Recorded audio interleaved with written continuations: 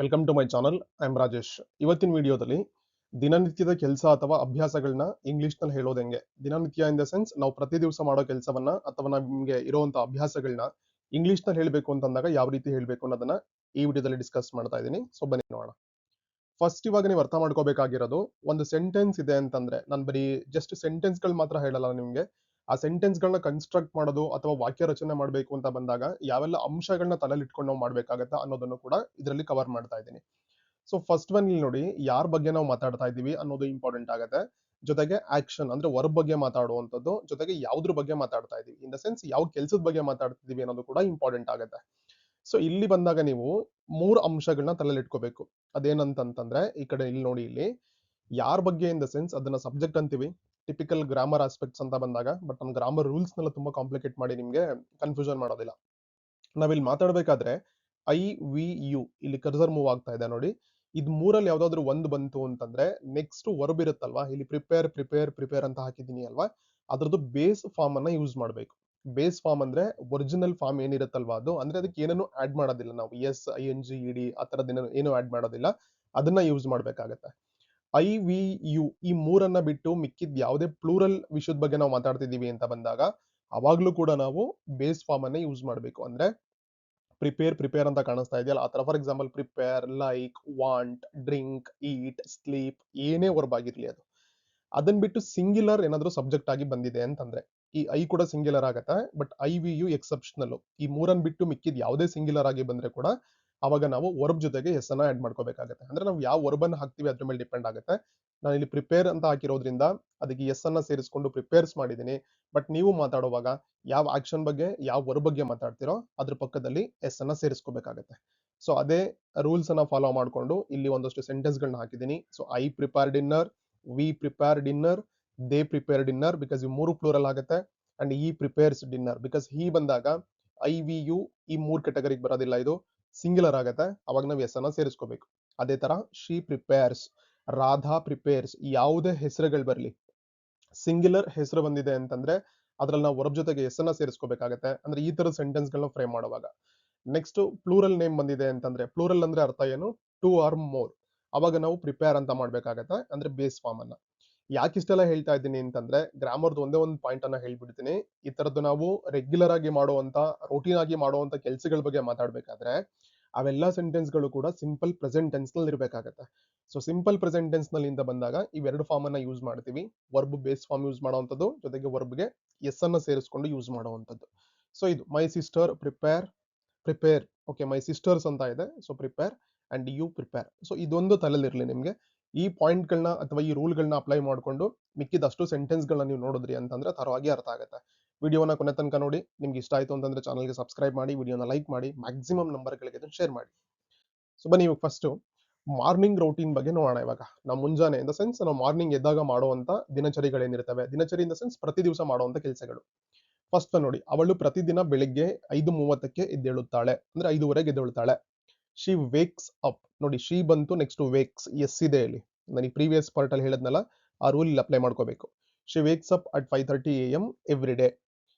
He does not like to drink tea in the morning, ಅವನಿಗೆ ಬೆಳಿಗ್ಗೆ ಚಹಾ ಕುಡಿಯಲು ಇಷ್ಟವಿಲ್ಲ ಅಥವಾ ಕುಡಿಯೋಲ್ಲ. Does not negative sentence. So ಇಲ್ಲಿ ಡಸ್ ಮತ್ತೆ ನಾಟ್ ಅನ್ನ, ಡು ನಾಟ್ ಮತ್ತೆ ಡಸ್ ನಾಟ್ ಎರಡನ್ನ ಯೂಸ್ ಮಾಡ್ತೀವಿ. ನಾವ್ ಎಲ್ಲೆಲ್ಲಿ ವರ್ಬ್ದು ಝೀರೋ ಫಾರ್ಮ್ ಅಂತ ಹೇಳೋದು, ಅಂದ್ರೆ ಬೇಸ್ ಫಾರ್ಮ್ ಅಂತ ಹೇಳದ್ನಲ್ಲ, ಅವಾಗೆಲ್ಲ ಡೂ ಅನ್ನ ಯೂಸ್ ಮಾಡ್ತೀವಿ. ನೆಕ್ಸ್ಟ್ ವರ್ಬ್ ಅನ್ನ ಎಸ್ ಎಲ್ಲಿ ಯೂಸ್ ಮಾಡ್ಬೇಕಲ್ವಾ, ಅಲ್ಲೆಲ್ಲ ನಾವು ಇದನ್ನ ಡಸ್ ಅನ್ನ ಯೂಸ್ ಮಾಡ್ತೀವಿ. ಜೊತೆಗೆ ನಾಟ್ ಆದ್ರೆ ನೆಗೆಟಿವ್ ಆಗುತ್ತೆ. My father always reads the newspaper with his morning coffee, ನನ್ನ ತಂದೆ ಯಾವಾಗಲೂ ಬೆಳಗ್ಗಿನ ಕಾಫಿಯೊಂದಿಗೆ ದಿನಪತ್ರಿಕೆ ಓದುತ್ತಾರೆ. ನೀವಿಲ್ಲಿ ಎರಡು ಅಂಶಗಳನ್ನ ತಲೆ ಒಳಗಡೆ ಇಟ್ಕೊಂಡು ಅಭ್ಯಾಸ ಮಾಡ್ಬೇಕಾಗತ್ತೆ ಅಥವಾ ಈ ವಿಡಿಯೋನ ನೋಡ್ಬೇಕಾಗತ್ತೆ. ಒಂದು, ನಾವು ರೆಗ್ಯುಲರ್ ಆಗಿ ಯೂಸ್ ಮಾಡುವಂತ ಮ್ಯಾಕ್ಸಿಮಮ್ ಸೆಂಟೆನ್ಸ್ ಗಳನ್ನ ಈ ವಿಡಿಯೋದಲ್ಲಿ ಕವರ್ ಮಾಡಿದ್ದೀನಿ. ಅರೌಂಡ್ 50 ಸೆಂಟೆನ್ಸಸ್ ಗಳಿದಾವೆ. ಅದ್ರ ಜೊತೆಗೆ ನಾನು ಬಿಗಿನಿಂಗ್ ಅಲ್ಲಿ ಹೇಳ್ದಂಗೆ ಆ ಮಿನಿಮಮ್ ರೂಲ್, ಅಟ್ ಲೀಸ್ಟ್ ತಪ್ಪು ಮಾಡದೇ ಇರೋ ತರ, ಪರ್ಫೆಕ್ಟ್ ಆಗಿ ಮಾತಾಡೋ ತರ, ಎಲ್ಲಿ ಎಸ್ ಅನ್ನ ಸೇರಿಸ್ಕೋಬೇಕಾಗತ್ತೆ ಅಂಡ್ ಎಲ್ಲಿ ಎಸ್ ಅನ್ನ ಸೇರಿಸ್ಕೋಬಾರ್ದು, ಈ ತರದ ರೋಟೀನ್ ಬಗ್ಗೆ ಮಾತಾಡುವಾಗ ಇವೆರಡು ನಿಮ್ ತಲೆಯಲ್ಲಿ ಇತ್ತು ಅಂತಂದ್ರೆ ನೀವು ಈಸಿಯಾಗಿ ಕಲ್ತ್ಕೊಳ್ಬಹುದು ಮತ್ತೆ ಮಾತಾಡ್ಬೋದು. They don't go for a walk if it rains, ಮಳೆ ಬಂದರೆ ಅವರು ನಡಿಗೆಗೆ ಅಂದ್ರೆ ವಾಕಿಂಗ್ ಹೋಗೋದಿಲ್ಲ. ನೋಡಿ ಡೋಂಟ್, ಬಿಕಾಸ್ ಇಲ್ಲಿ ದೇ ಬಂತು, ಅವಾಗ ದೇ ಡಸ್ ನಾಟ್ ಅಂತ ಹೇಳೋಂಗಿಲ್ಲ. They don't, don't in the sense do not, short form ಅಷ್ಟೇ ಇದು. Next, we practise meditation to keep our minds calm. ನಾವು ನಮ್ಮ ಮನಸ್ಸನ್ನು ಶಾಂತವಾಗಿಡಲು ಧ್ಯಾನ ಮಾಡುತ್ತೇವೆ. My brother never skips brushing his teeth before breakfast. ನನ್ನ ಅಣ್ಣ, ತಮ್ಮ ಅಥವಾ ಸಹೋದರ ತಿಂಡಿಗೆ ಮುಂಚೆ ಹಲ್ಲುಜ್ಜುವುದನ್ನು ಎಂದೂ ಮರೆಯುವುದಿಲ್ಲ. ಒಂದು ಮೈನರ್ ಪಾಯಿಂಟ್ ನೀವು ನೆನಪಿಸ್ಕೋಬೇಕಾಗಿರೋದಿಲ್ಲಿ, ನೆವರ್ ಅಂತ ಇದೆ. ಸೊ ಡೋಂಟ್ ಅಂತ ಯೂಸ್ ಮಾಡಿಲ್ಲ ಅಥವಾ ಡಸಂಟ್ ಅಂತ ಯೂಸ್ ಮಾಡಿಲ್ಲ, ನೆವರ್ ಅಂತ ಯೂಸ್ ಮಾಡಿದ್ದೀನಿ. ಡೋಂಟ್, ಡಸ್ ನಾಟ್ ಅಂದ್ರೆ ಇಲ್ಲ ಅನ್ನೋ ಕಾಮನ್ ಸೆನ್ಸ್ ನಲ್ಲಿ, ಅಂದ್ರೆ ಅವ್ರು ಮರೆಯೋಲ್ಲ, ಮಾಡೋಲ್ಲ, ತಿನ್ನೋಲ್ಲ ಅಂತ ಹೇಳಿ. ಬಟ್ ನೆವರ್ ಅನ್ನ ಯೂಸ್ ಮಾಡಿದೀವಿ ಅಂತಂದ್ರೆ ಎಂದೆಂದಿಗೂ ಮಾಡಲ್ಲ, ಯಾವತ್ತಿಗೂ ಮಾಡಲ್ಲ ಅಂತ ಹೇಳ್ತೀವಲ್ಲ, ಅದನ್ನ ಸ್ಟ್ರಾಂಗ್ ಆಗಿ ಎಂಫಸೈಸ್ ಮಾಡಿ ಏನಾದ್ರೂ ಒಂದು ಆಗಲ್ಲ, ಮಾಡಲ್ಲ ಅಂತ ಹೇಳುವಾಗ ನೆವರ್ ಅನ್ನ ಯೂಸ್ ಮಾಡ್ತೀವಿ. ಸೊ ಆ ಸೆನ್ಸ್ ನಲ್ಲಿ ಅಂದ್ರೆ ಅವನು ಹಲ್ಲುಜ್ಜುದಲ್ಲೇ ಯಾವತ್ತಿಗೂ ಕೂಡ ಅವನು ತಿಂಡಿಯನ್ನ ತಿನ್ನೋದಿಲ್ಲ ಅನ್ನೋದನ್ನ ಇಲ್ಲಿ ಅದು ನಮಗೆ ಕನ್ವೆ ಮಾಡುತ್ತೆ ಮೀನಿಂಗ್. ಅಂಡ್ ನೆಕ್ಸ್ಟ್ ಸೆಕ್ಷನ್ ಬಂದ್ರೆ, ಇದೇ ಮುಂಜಾನೆ ದಿನಚರಿಗಳಿಗೆ ಸಂಬಂಧಪಟ್ಟಂಗೆ, she prepares a healthy breakfast for the entire family. ಅವಳು ಇಡೀ ಕುಟುಂಬಕ್ಕಾಗಿ ಆರೋಗ್ಯಕರವಾದ ಉಪಹಾರವನ್ನು ತಯಾರಿಸುತ್ತಾಳೆ. ಸೊ ಶಿ ಪ್ರಿಪೇರ್ಸ್, ಇದನ್ನ ಮೈಂಡ್ ಅಲ್ಲಿ ಇಟ್ಕೊಳ್ಳಿ. ಹಿ does not water the plants in the afternoon. So watering plant ಅಂದ್ರೆ ಗಿಡಗಳಿಗೆ ನೀರು ಹಾಯಿಸೋದು ಅಥವಾ ನೀರು ಹಾಕೋದು ಅಂತ ಅರ್ಥ. It doesn't water the plants in the afternoon ಅಂದ್ರೆ ಅವ್ನು ಮಧ್ಯಾಹ್ನದ ಸಮಯದಲ್ಲಿ ಗಿಡಗಳಿಗೆ ನೀರು ಹಾಕೋದಿಲ್ಲ. Negative sentence. ಅದನ್ನೇ ಈ waters the plants in the afternoon ಅಂತ ಏನಾದ್ರು ಇದ್ರೆ ಅವನು ಮಧ್ಯಾಹ್ನದ ಸಮಯದಲ್ಲಿ ಗಿಡಗಳಿಗೆ ನೀರು ಹಾಕ್ತಾನೆ ಅಂತ ಆಗತ್ತೆ. ಸೊ ಡಸ್ ನಾಟ್ ಇದೆ ಅಲ್ವಾ, ಸೊ ಹಾಕೋದಿಲ್ಲ, ನೆಗೆಟಿವ್ ಸೆಂಟೆನ್ಸ್ ಆಗತ್ತೆ. The children quickly get dressed for the school. ಮಕ್ಕಳು ಶಾಲೆಗೆ ಹೋಗಲು ಬೇಗನೆ ಬಟ್ಟೆ ಧರಿಸಿ ಸಿದ್ಧರಾಗುತ್ತಾರೆ. Next, my mother does not watch TV in the morning hours. ನನ್ನ ತಾಯಿ ಬೆಳಗಿನ ಸಮಯದಲ್ಲಿ ಟಿವಿಯನ್ನ ನೋಡೋದಿಲ್ಲ. ಅವಳು ನೋಡ್ತಾಳೆ ಅಂತ ಆಯ್ತು ಅಂದ್ರೆ ಮೈ ಮದರ್ ವಾಚಸ್ ಮಾಡ್ಬೇಕು ಅವಾಗ.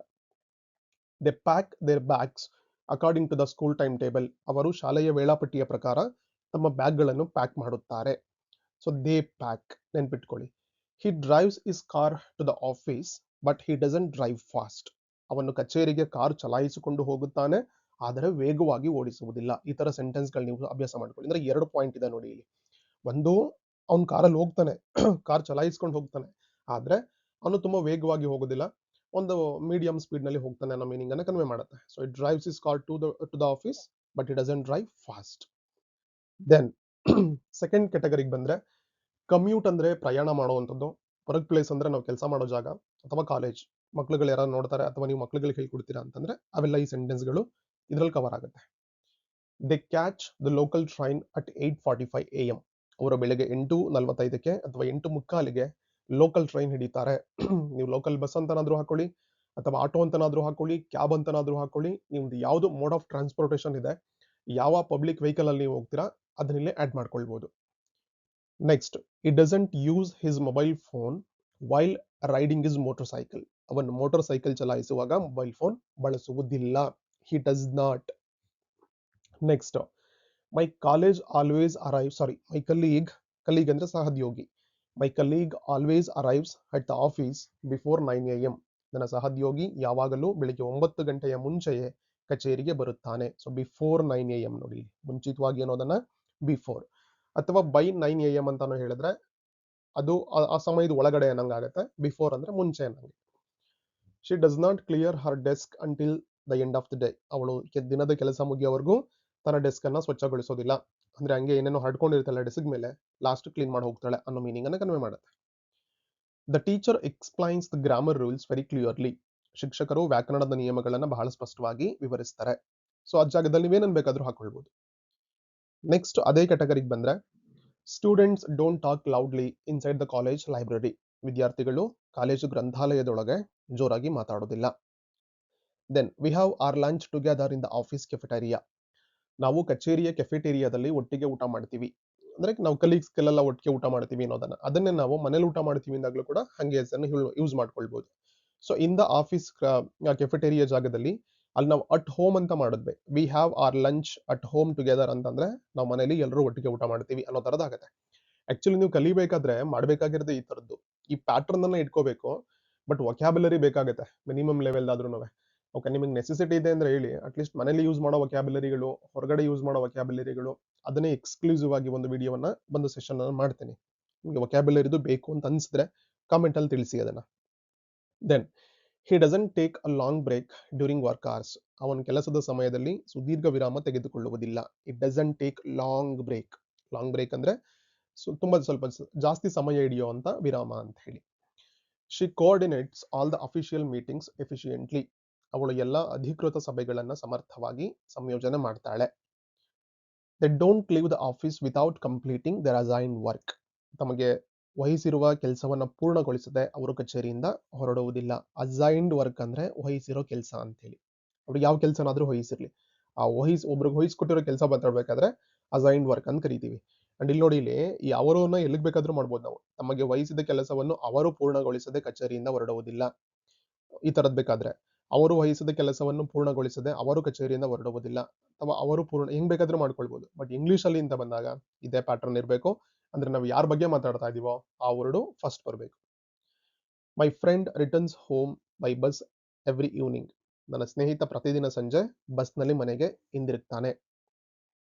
ದೆನ್ ಸಂಜೆ ಟೈಮಿಗೆ ಬಂದ್ರೆ ಯಾವೆಲ್ಲ ರೂಟೀನ್ಗಳಿರ್ತವೆ ಮತ್ತೆ ಯಾವೆಲ್ಲ ಸೆಂಟೆನ್ಸ್ಗಳನ್ನ ಯೂಸ್ ಮಾಡ್ತೀವಿ ಅನ್ನೋದು ನೋಡಿದ್ರೆ, the kids don't play video games directly after coming home.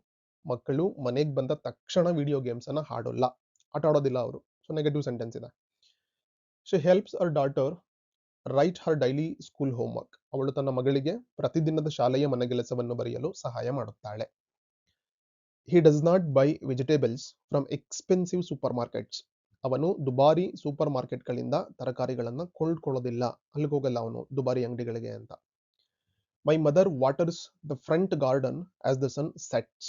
ಸೂರ್ಯ ಮುಳುಗ್ತಿದ್ದಂತೆ ನನ್ನ ತಾಯಿ ಮುಂದಿನ ತೋಟಕ್ಕೆ ನೀರನ್ನ ಹಾಕ್ತಾಳೆ. ಮುಂದಿನ ಮನೆ ಮುಂದೆ ಇರೋ ತೋಟದಕ್ಕೆ ಸೂರ್ಯ ಮುಳುಗಿದ ತಕ್ಷಣಕ್ಕೆ ಸ್ಟಾರ್ಟ್ ಮಾಡ್ಕೊತಾಳೆ ನೀರು ಹಾಕೋದನ್ನ ಅಂತ.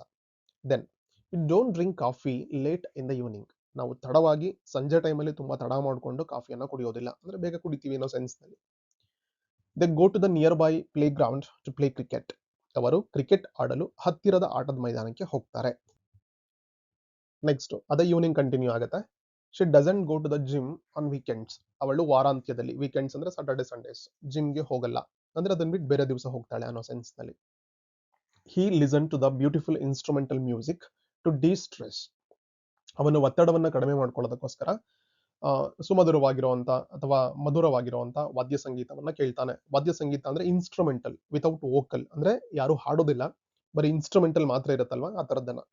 Then my neighbours don't keep their main gate open at night.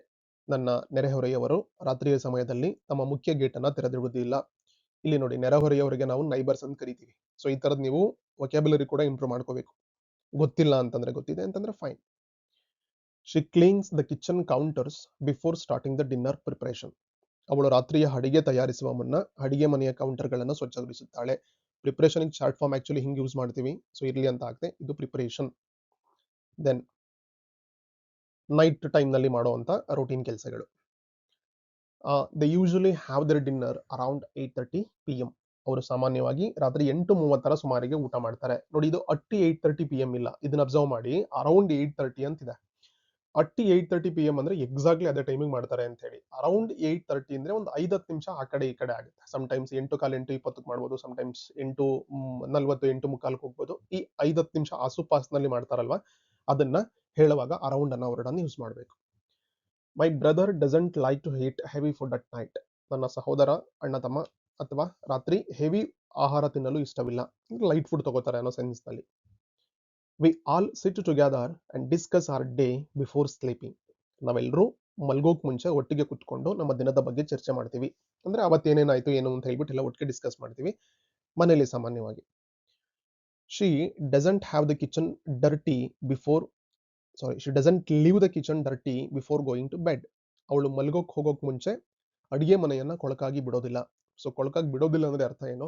ಮಲ್ಗೋಕ್ ಮುಂಚೆ ಕಂಪ್ಲೀಟ್ ಕಿಚನ್ ಕೌಂಟರ್ನ ಸ್ಲ್ಯಾಬ್ಸ್ನೆಲ್ಲ ಕ್ಲೀನ್ ಮಾಡಿ ಸ್ವಚ್ಛ ಮಾಡಿ ಹೋಗಿ ಮಲ್ಕೋತಾಳೆ ಅನ್ನೋ ಸೆನ್ಸ್ ನಲ್ಲಿ ಹೇಳ್ಬೇಕಾದ್ರೆ ಈ ತರದನ್ನ ಹೇಳ್ತೀವಿ. He locks the main door and switches off the porch light. ಅವನು ಮುಖ್ಯ ಬಾಗ್ಲನ್ನ ಲಾಕ್ ಮಾಡ್ತಾನೆ, ವರಾಂಡದ ಲೈಟ್ಗಳನ್ನ ಆರಿಸ್ತಾನೆ. ರಾತ್ರಿ ಲೈಟ್ ಆಫ್ ಮಾಡ್ಬೇಕಲ್ವಾ, ಸೊ ಅದನ್ನೆಲ್ಲ ಹೇಳುವಾಗ. The children do not stay up fast 9:30 PM. ಮಕ್ಕಳು ರಾತ್ರಿ 9:30 ನಂತರ ಅಥವಾ 9:15 ನಂತರ ಎಚ್ಚರವಾಗಿರುವುದಿಲ್ಲ ಅಥವಾ ಮಲಗದೇ ಇರೋದಿಲ್ಲ. ಅಂದ್ರೆ ಅರ್ಥ ಏನು? ಅಷ್ಟೊಳಗಡೆ ಮಲ್ಕೊಂಡ್ಬಿಟ್ಟಿರ್ತಾರೆ ಅಂತ ಹೇಳಿ. ಓಕೆ, ನೆಕ್ಸ್ಟ್ ಇದೇ ಪಾರ್ಟ್ ಕಂಟಿನ್ಯೂ ಮಾಡಿದ್ರೆ, she sets her phone on silent mode before sleeping. ಅವಳು ಮಲ್ಗೋಕ್ ಮುಂಚೆ ತನ್ನ ಫೋನ್ ಅನ್ನ ಸೈಲೆಂಟ್ ಮೋಡ್ ನಲ್ಲಿ ಇಡ್ತಾಳೆ. She sets her phone on silent mode. He doesn't forget to set the alarm for the next morning. ಅವನು ಮರುದಿನ ಬೆಳಿಗ್ಗೆ ಏಳಲು ಅಲಾರಾಂ ಇಡೋದನ್ನ ಮರೆಯೋದಿಲ್ಲ. My sister reads a few pages of a novel in bed. ನನ್ನ ಸಹೋದರಿ ಹಾಸಿಗೆಯಲ್ಲಿ ಮಲಗಿ ಕಾದಂಬರಿಯ ಕೆಲವು ಪಾತ್ರಗಳನ್ನ ಅಥವಾ ಕೆಲವು ಪುಟಗಳನ್ನ ಓದ್ತಾಳೆ. They don't leave the water tap dripping overnight. ಅವರು ರಾತ್ರಿ ಇಡೀ ನೀರಿನ ನಲ್ಲಿಯಿಂದ ನೀರು ತೊಟ್ಟಿಗೆ ಬಿಡೋದಿಲ್ಲ, ಅಂದ್ರೆ ಅದನ್ನ ಆಫ್ ಮಾಡ್ತಾರೆ, ಕರೆಕ್ಟ್ ಆಗಿ ವೇಸ್ಟ್ ಮಾಡೋದಿಲ್ಲ ಅನ್ನೋ ಸೆನ್ಸ್ ನಲ್ಲಿ. We ensure all windows are safely closed before sleeping. ನಾವು ಮಲ್ಗೋಕ್ ಮುಂಚೆ ಎಲ್ಲಾ ಕಿಟಕಿಗಳು ಸುರಕ್ಷಿತವಾಗಿ ಮುಚ್ಚಿರೋದನ್ನ ಖಚಿತಪಡಿಸ್ಕೋತೀವಿ. She never drinks cold water right before bed. ಅವಳು ಮಲ್ಗೋಕ್ ಮುಂಚೆ ತಣ್ಣೀರನ್ನ ಎಂದು ಕುಡಿಯೋದಿಲ್ಲ ಅಂತ ಹೇಳಿ. ಇಲ್ಲಿ ಬಿಫೋರ್ ಬೆಡ್ ಅಂದ್ರೆ ಹಾಸಿಗೆ ಮುಂದೆ ಅನ್ಕೋಬಾರ್ದು, ಮಲ್ಗೋಕ್ ಸಮಯಕ್ಕಿಂತ ಮುಂಚೆ ಅಂತ. He prepares his formal clothes for the next work day. ಅವನು ನಾಳಿನ ಕೆಲಸದ ದಿನಕ್ಕಾಗಿ ತನ್ನ ಬಟ್ಟೆಗಳನ್ನ ಸಿದ್ಧಪಡಿಸ್ಕೊಳ್ತಾನೆ. ಓಕೆ, ಫಾರ್ಮಲ್ ಡ್ರೆಸ್ ಅಂದ್ರೆ ಅದನ್ನ ಕನ್ನಡದಲ್ಲೂ ಹಂಗೆ ಅಂತೀವಿ, ಆಫೀಸ್ ವೇರ್ ಅಂತೀವಲ್ಲ ಹಂಗೆ. My grandmother doesn't sleep without saying her prayers. ನನ್ನ ಅಜ್ಜಿ ಪ್ರಾರ್ಥನೆ ಮಾಡದೆ ಮಲ್ಗೋದಿಲ್ಲ. ಸೊ ಪ್ರಾರ್ಥನೆ ಮಾಡದೆ ಮಲ್ಗೋದಿಲ್ಲ ಅಂದ್ರೆ ಅರ್ಥ ಏನು, ಮಾಡೇ ಮಲ್ಕೋತಾಳೆ ಅನ್ನೋ ಸೆನ್ಸ್ ನಲ್ಲಿ. ಯಾರೂ ಇಲ್ಲದ ಕೋಣೆಗಳಲ್ಲಿನ ಎಲ್ಲಾ ಫ್ಯಾನ್ಗಳನ್ನ ಅವರು ಆರಿಸ್ತಾರೆ. The turn off all the fans in the unoccupied rooms. ಈ ವರ್ಡ್ ಅನ್ಆಕ್ಯುಪೈಡ್ ನೆನ್ಪಿಟ್ಕೊಳ್ಳಿ. ಯಾರಾದ್ರೂ ಇದಾರೆ ಅಲ್ಲಿ ಅಂತಂದ್ರೆ ಆಕ್ಯುಪೈಡ್ ಇರುತ್ತೆ, ಯಾರು ಇಲ್ಲ ಅಂತಂದ್ರೆ ಅನ್ಆಕ್ಯುಪೈಡ್ ಅಂತ ಕರಿತೀವಿ.